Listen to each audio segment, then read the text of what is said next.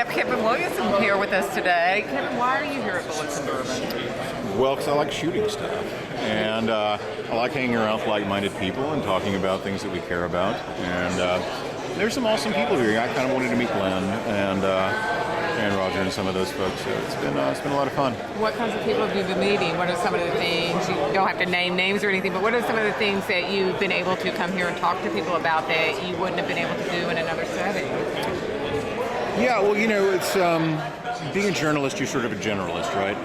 So you know a little bit about a lot of things, but you can sit and listen to Glen talk about the case law of the Second Amendment and things like that, as he was talking about this morning.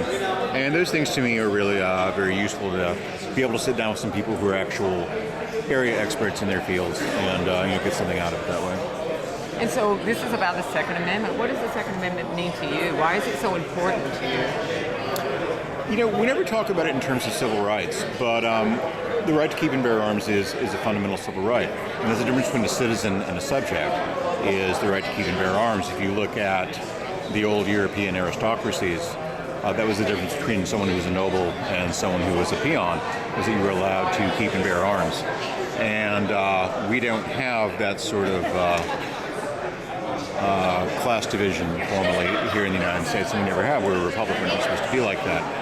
So we all have that right, and that's the right to keep and bear arms is the way that you declare that you are equal to the state, that you're not a subject to the state, that it's there to serve you and not the other way around. And I think that's something that we don't emphasize enough, the particular political character of the right to keep and bear arms.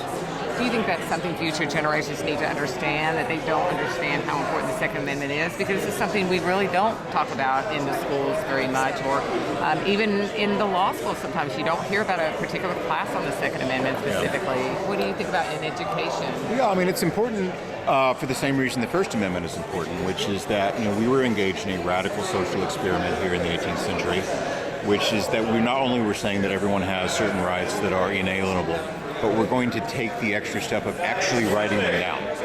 The great thing about the Bill of Rights is that it's the most anti-democratic part of American government, and the anti-democratic parts are actually pretty good.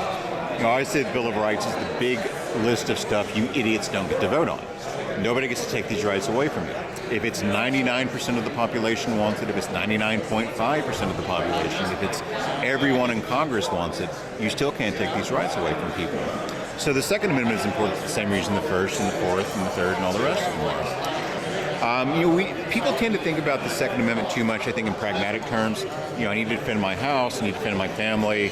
If there's some sort of social breakdown or, God forbid, some sort of tyrannical government at some point in the future. Those things are all important, and the operational stuff is important too, but having a citizenry that is permitted to arm itself basically in the same way the military does changes the entire political and cultural character of society. And that's why we wrote that down. That's why we put it on. It's the number 2 thing on the list. Right behind freedom of speech and religion and all that stuff. So it's worth looking at it from a cultural and political point of view, I think.